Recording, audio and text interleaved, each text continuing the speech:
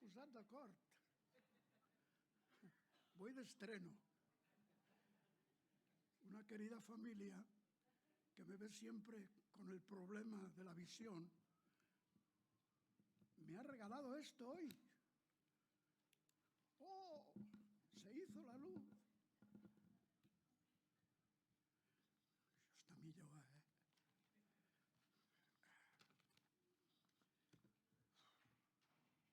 Impressioneu molt, Impressioneu molt. Miqueas. Seguimos con el tema de la visión profética. Ver las cosas como Dios las ve. Y a lo largo de todas estas semanas hemos visto cómo los profetas ven las cosas y cómo nos las comparten. Yo quiero añadir una cosa más esta mañana.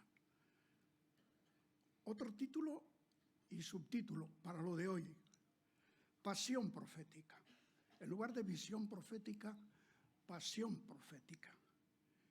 Y en lugar de ver las cosas como Dios las ve, sentir las cosas como Dios las siente. Un pasito más allá. Es decir, no solo como Él las ve y se las revela a sus siervos, sino como Él las siente y se las hace sentir a sus siervos, con la idea de que el Señor nos haga sentir a nosotros también su palabra. Miqueas y yo nos conocemos hace muchísimos años, pero estas semanas últimas, mirando su libro una vez y otra vez, he llegado a un acuerdo con él.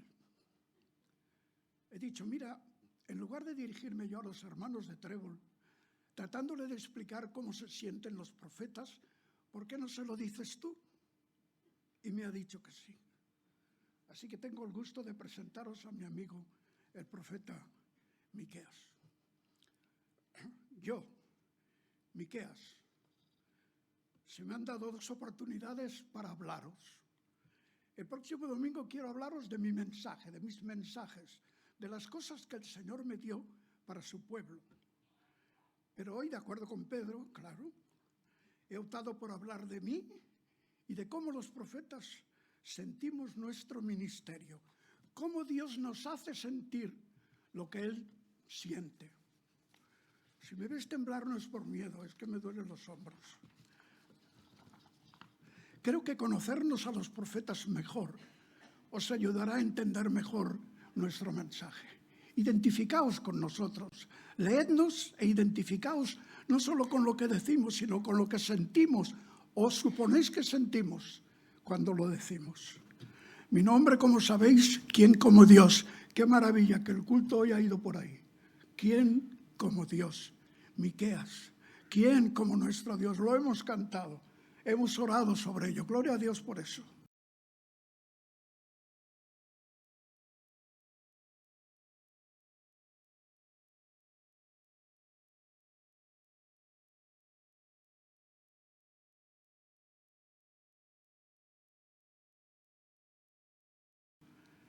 No persistirá en su ira para siempre, porque se complace en la misericordia. Volverá a compadecerse de nosotros. Aquello que hablábamos la semana pasada de la segunda oportunidad. Volverá a compadecerse de nosotros. Hollará nuestras iniquidades. Sí, arrojarás a las profundidades del mar todos sus pecados. Otorgarás a Jacob la verdad y a Abraham la misericordia, las cuales juraste a nuestros padres desde los días de antaño. ¿Os extraña que yo acabara el libro con estas palabras? Bueno, cuando vaya explicando hoy, el domingo que viene, lo que dije, quizá entenderéis mejor el significado de estas palabras. Pero con ellas quería yo... Alguien me dijo que tenía que doblar las hojas y hoy no lo he hecho. Con estas palabras finales, yo resumía de alguna manera la grandeza del Señor. En honor a mi propio nombre, ¿quién como Dios? Hablo de su justicia, de su ira, de su misericordia, de su fidelidad a los pactos que Él hizo con su pueblo. ¿No es acaso este el mismo mensaje que venís oyendo semana tras semana de los profetas que llamáis menores? ¿Quién como nuestro Dios? Yo, Miqueas, soy de Moreset, un pueblo pequeño para un siervo pequeño, situado no muy lejos de Jerusalén. Gracias, hermanito, pero no lo podré tomar porque me tiemblan tanto las manos que lo vuelco todo. Gracias. Qué guapo es este hermano. Es decir, un pueblo pequeño para un siervo pequeño, situado no muy lejos de Jerusalén. Mi familia y yo somos gente del campo, lo que da mucho sentido a la manera como yo viví ya desde pequeño la desoladora situación total de Jerusalén, de Judá y de Samaria. Y también la lamentable injusticia de sus gobernantes públicos, políticos y religiosos, además de las mentiras de los profetas, que de eso hablaremos en algún momento. Ya os lo contaré el próximo día, si os atrevéis a venir de nuevo. Siguiente hoja. Date cuenta el tiempo que yo pierdo con esto, que si me alargo es por culpa de las hojas, no de los ojos. Esta vez con la vista ya no tengo ese problema. ¿Cómo os hago preocuparos por mí, queridos? Bueno, dejadme entonces hablaros de mis sentimientos como profeta. Y os aseguro que mis consiervos sienten lo mismo. Es que en nuestras palabras, el Dios invisible se hace audible. A Dios nadie le vio jamás, pero hacemos audible al Dios que no podemos ver. Nuestra experiencia fundamental como profetas es nuestra participación con los sentimientos de Dios. Nos hace sentir lo que Él siente cuando nos dice lo que tenemos que decir. Porque no solo oímos la voz de Dios, viene palabra sobre mí, decimos, el Dios me ha dicho que diga. No solo eso, también la sentimos en nuestro corazón, en nuestras entrañas. Nos duele su palabra o nos alivia. Son como, a veces como un fuego que nos hace arder, otras como miel al paladar o amargas. A veces es una espada que atraviesa y otras veces un bálsamo que sana. Nuestra vida y nuestra alma están comprometidas en lo que decimos y además, y tomad esto en cuenta, en lo que va a suceder con lo que decimos. Porque sabemos que cuando Dios dice que una cosa se va a hacer, se va a hacer. Así que quienes nos oyen, somos como una parábola del Señor, porque a Él le duele la maldad y hace que a nosotros nos duela la maldad. Se duele en nosotros. Su idolatría, su ceguera, su superficialidad, todas esas cosas hieren el corazón de Dios. Y Dios hace que experimentemos ese dolor. ¿Os acordáis de Oseas, verdad? Cuántas cosas los profetas tenemos que hacer para que públicamente, visiblemente, el pueblo se entere de lo que Dios está intentando enseñarles en su pedagogía del oír y del ver. Bien.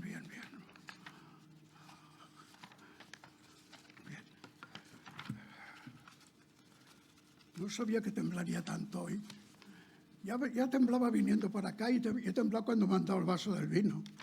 Ahora no sé si es por los dolores de los hombros o por lo impresionante de estar delante de vosotros. En la pedagogía del ver y del oír, el pueblo de Dios debiera haber entendido de forma clara el juicio que les esperaba, la destrucción que se avecinaba sobre ellos, pero no lo hicieron. Y nosotros los profetas sentimos muy adentro la tristeza de Dios, pero también su ira, también su enojo, su enfado. Por esa razón, cuando estamos ante el Señor, asumiendo como propios los pecados de nuestro pueblo, porque nosotros también participamos de eso, apelamos a su misericordia y a su fidelidad en busca de perdón. Pero cuando estamos ante el pueblo, ya hemos asumido como propio el lamento del Señor por su infidelidad, les urgimos al arrepentimiento y a la conversión. Incluso cuando el Señor nos dice, y lo dice muchas veces, que no nos escucharán. Voy a explicaros cómo me sentí cuando anuncié el lamento de Dios por Israel, por Samaria, la capital, y por Judá, por Jerusalén, la capital. Lo que dije de parte del Señor. ¿Y cómo me sentí al decirlo? Por eso me lamentaré y gemiré. Andaré descalzo y desnudo. Daré aullidos, hago duelo como los chacales, carroñeros buscando, y lamentos como las avestruces o las crías de las avestruces que están esperando que, ¿sabéis que avestruz significa piadosa? Que la piadosa avestruz les traiga el alimento. Porque es incurable su herida, la herida de mi pueblo es incurable, pues ha llegado hasta Judá, se ha acercado hasta la puerta de mi pueblo, hasta Jerusalén.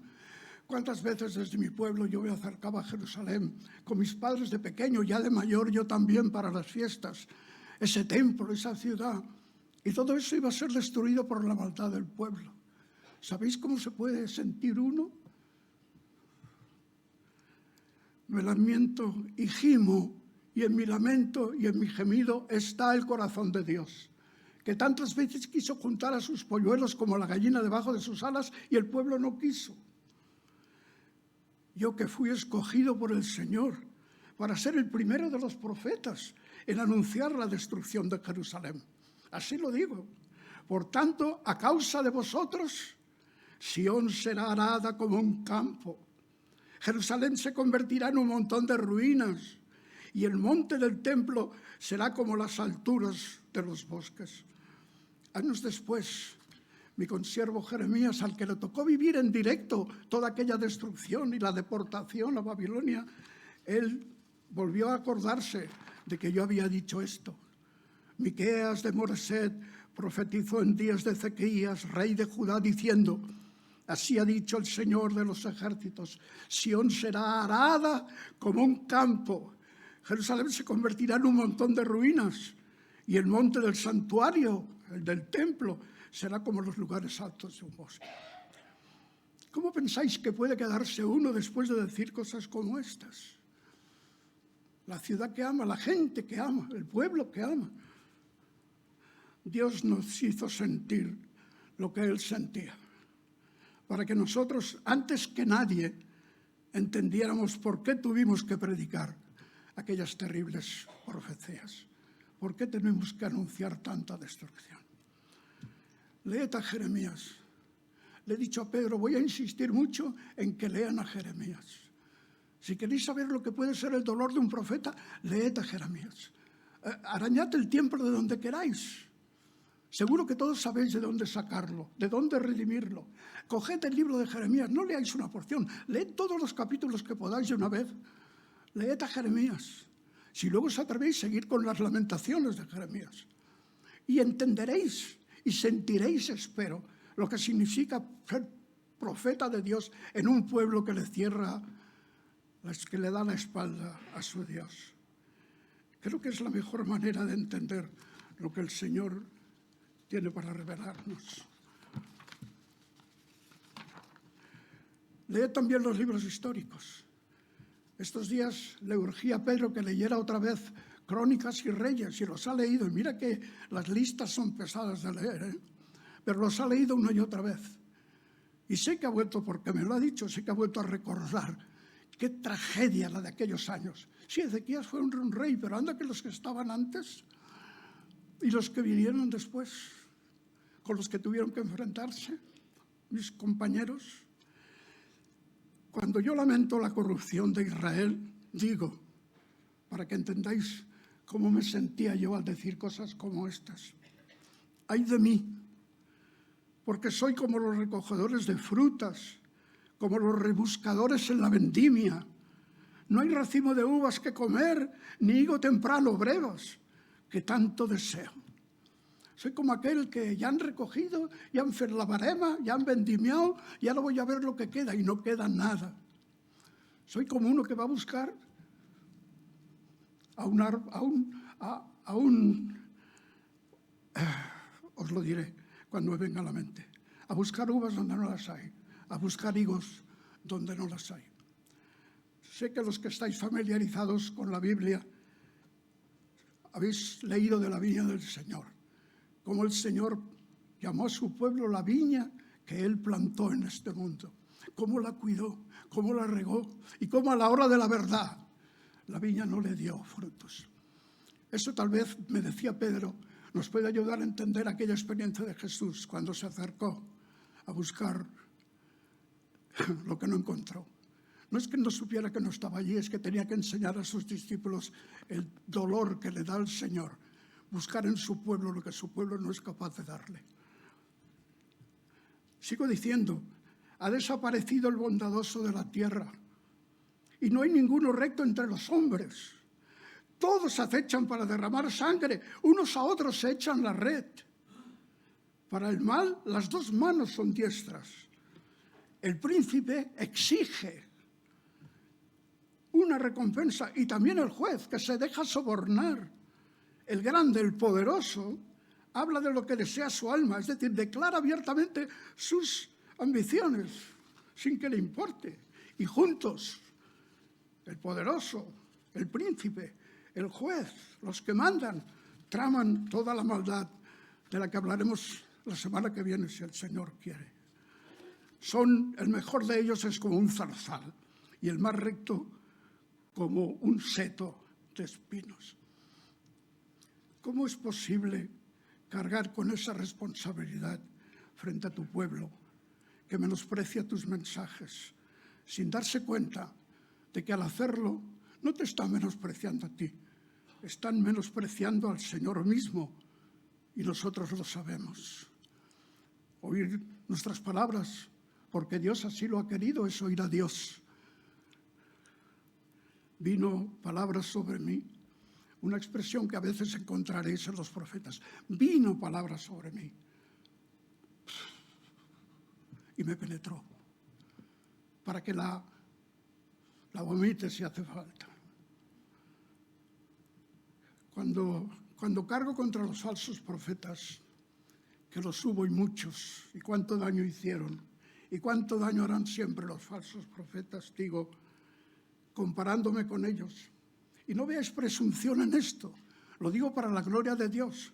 Yo, en cambio, estoy lleno del poder del Espíritu del Señor, y de juicio, de justicia, y de valor, de fortaleza, para dar a conocer a Jacob su rebelión y a Israel su pecado. ¿Cómo si no podría atreverme a hacerlo? Si yo no tuviera el valor, la fortaleza, la justicia y el poder del Espíritu Santo. Pero el Señor nos ha investido para esto. Y en su nombre podemos hacerlo. Tenemos toda la autoridad para hacerlo. Por eso lo hacemos. Pero nos duele. Nos duele al mismo tiempo como le duele a Dios tener que levantar las naciones en contra de su pueblo y mandarlos al exilio para que aprendan y destruir su ciudad. Cuando identificándome con Jerusalén, quiero deciros esto. Cuando leéis los profetas, ya os habréis dado cuenta y aún podéis daros cuenta todavía más. Hablamos de tal manera que a veces parece que es Dios quien está hablando, o estamos hablando como si fuéramos la ciudad de Jerusalén que está hablándole a Dios. Y yo digo aquí, pero yo pondré mis ojos en el Señor. Yo voy a ver toda esta destrucción. Yo veo lo que los profetas están haciendo, lo que están haciendo los gobernantes. Pero yo pondré mis ojos en el Señor. Esperaré en el Dios de mi salvación. Mi Dios me oirá. El pueblo no me va a oír, pero mi Dios me oirá cuando yo clame delante de Él a favor de mi pueblo. No te alegres de mí, enemiga mía. Aunque caiga, me levantaré. Aunque more en tinieblas, el Señor es mi luz. Qué hermoso, ¿verdad? Poder hablar con esta convicción. Viene del Señor. Como sabéis, a los profetas el Señor siempre nos dio un mensaje de esperanza. ¿Cómo hubiéramos podido soportar todo el juicio si el Señor no hubiera puesto alas a nuestra esperanza, sabiendo que el final de los tiempos no es este, que Dios tiene bendiciones conforme a su fidelidad, porque ¿quién como nuestro Dios? el Señor me concedió a mí solo, fijaos, de una aldea cercana a Jerusalén, harto de cavar la tierra, me dio el honor de anunciar dónde iba a nacer el Mesías. Es el único lugar en el que está, Pues tú, Belén de Efrata, aunque eres pequeña entre las familias, las aldeas de Judá, de ti me saldrá, de ti sacaré el que ha de ser gobernante en Israel. Y sus orígenes son desde tiempos antiguos, desde los días de la eternidad, o de tiempo inmemorial.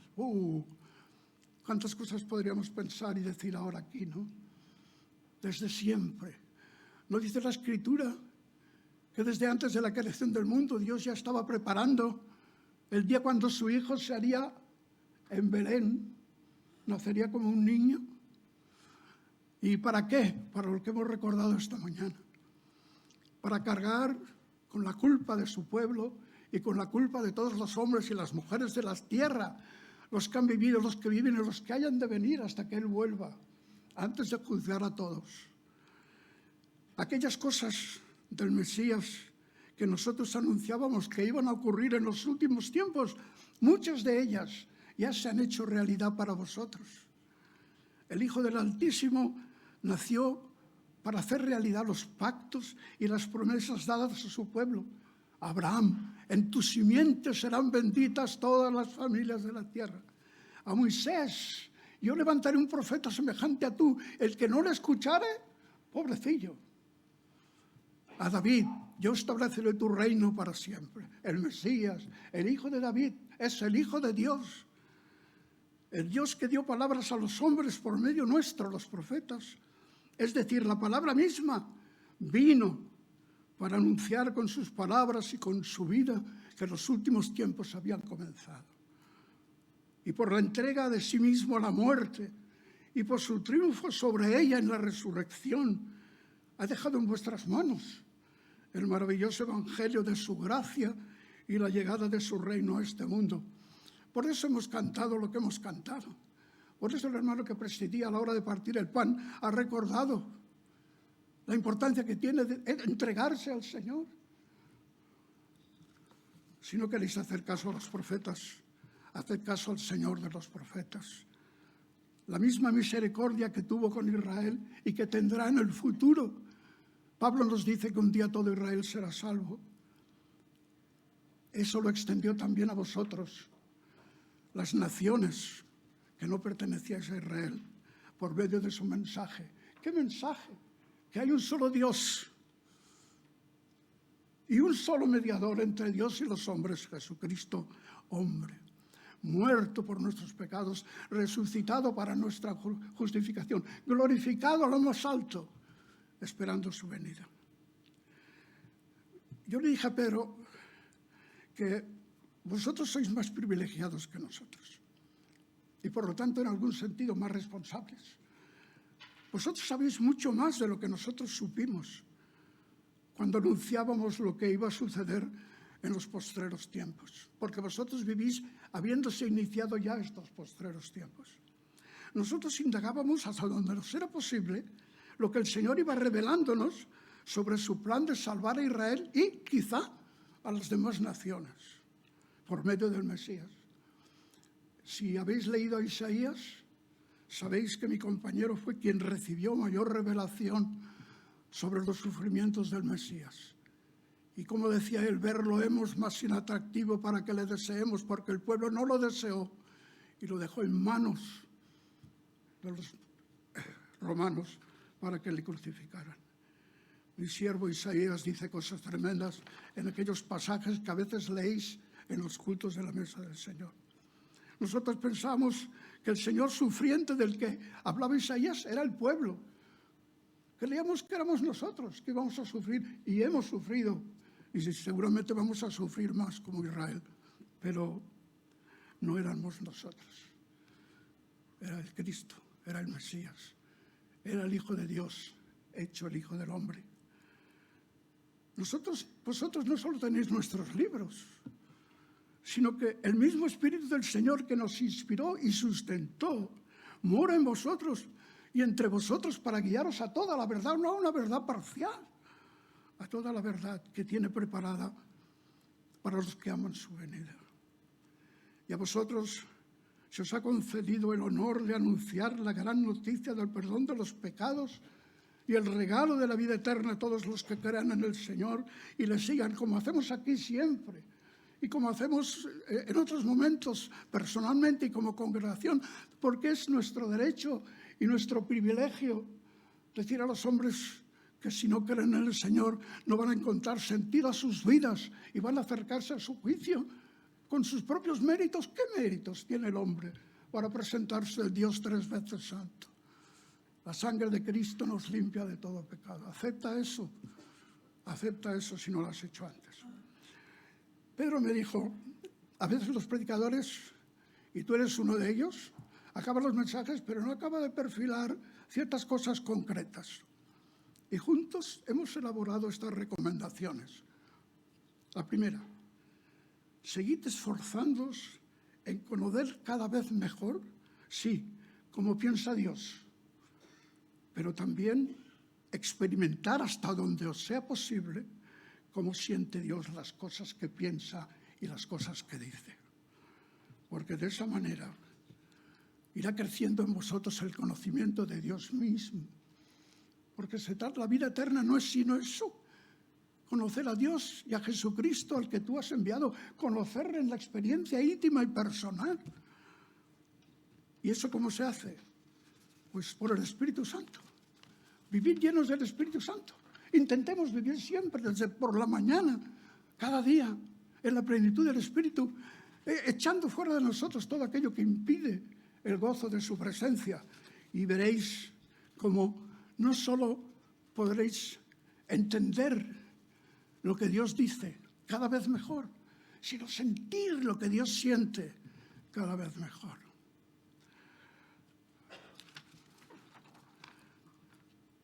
En segundo lugar, dedicad más tiempo a la lectura de las Escrituras, en una actitud de comprometida escucha a lo que el Señor os quiere ir diciendo. No era el Señor que iba por ahí diciendo, el que tenga oídos para oír, oiga. Si tienes oídos, oye. Si no los tienes, pide al Señor que te los abra, que lo sabe hacer, os lo aseguro. Pero hay que leer más las Escrituras, hermanos. Pedro me dice que se ha gozado mucho últimamente leyendo, se ha leído a Jeremías, Lamentías, Isaías, y ha vuelto a estos profetas una y otra vez. Claro, yo tengo más tiempo que la mayoría. Bueno, aquí hay otros jubilados, que la mayoría de vosotros. En tercer lugar, cuidaos de no caer en la soberbia en la que caímos nosotros.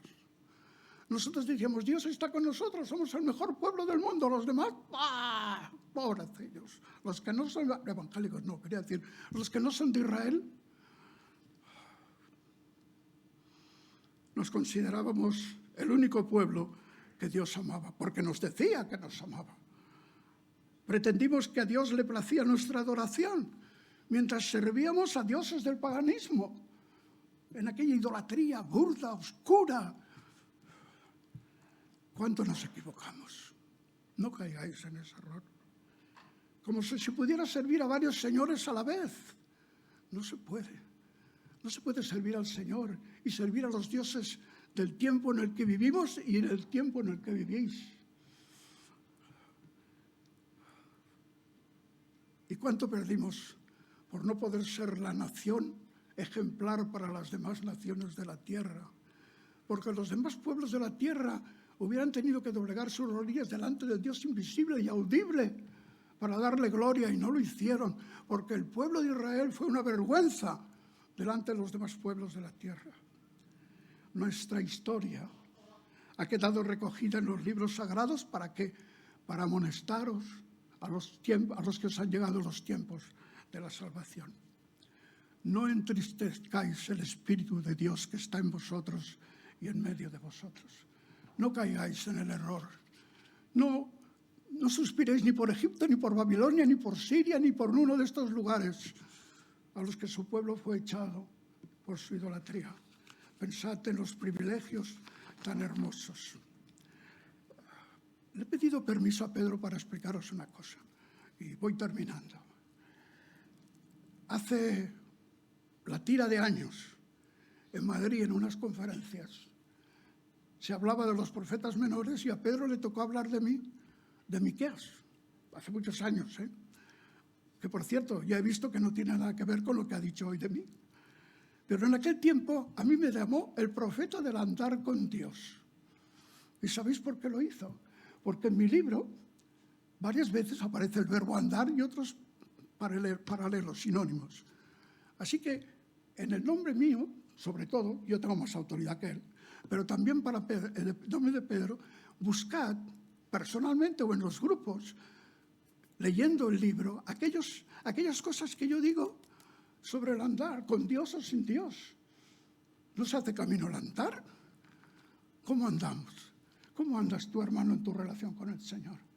En tu enorme privilegio de tener el Espíritu de Dios y el valor de Dios y la justicia de Dios para poder decir a los hombres que no hay nadie como nuestro Dios. ¿Quién como nuestro Dios? Hermanos, que el Señor os guarde, os bendiga y os lleve a considerar lo que yo he podido compartir con vosotros como Miqueas. Y a los que estáis aquí, si los hubiera, ojalá no los hubiera, ojalá todos los que estáis aquí hubierais entregado vuestro corazón a Cristo, pero si hubiera alguien que no lo hubiera hecho, la voz de los profetas sigue resonando. ¿Por qué moriréis? Vivid, encontrarle sentido a vuestra vida. Gozad, cantad como cantábamos aquí hace un momento, de la esperanza, de sentirse como han testificado algunos, de saber que estamos en el cuidado de Dios. Entregad y no esperéis. Los profetas decimos, si oyereis hoy la voz de Dios, no endurezcáis vuestros corazones, no lo hagáis. Abrid vuestro corazón de par en par y vuestra mente. Dios os hará entender y os hará sentir el amor que os tiene, el amor por el cual envió a Jesucristo. Pedro, dime, ¿quieres hacer una oración final? Sí, claro. Bendito y alabado seas, Señor, porque nunca has dejado a los hombres sin palabra. Siempre has levantado profetas, tus siervos, que han dicho lo que teníamos que oír. Gracias por Miqueas, por todos los demás y a los que vamos a considerar las próximas semanas, para aprender con ellos cómo piensas y también cómo sientes. Queremos sentirte y sentir y ver este mundo y ver a nuestros prójimos como tú los ves, con aquella compasión como ovejas que no tienen pastor. Bendito y alabado seas, Señor. Llena nuestro corazón de tu presencia y danos el vigor y la fuerza de la que Miqueas nos hablaba hace un momento. Bendícenos. Y si hubiera aquí todavía alguna persona, y tú lo sabes, que no te ha entregado su corazón, llámale tú, porque a ti te hará caso. Lo pedimos en tu nombre. Amén.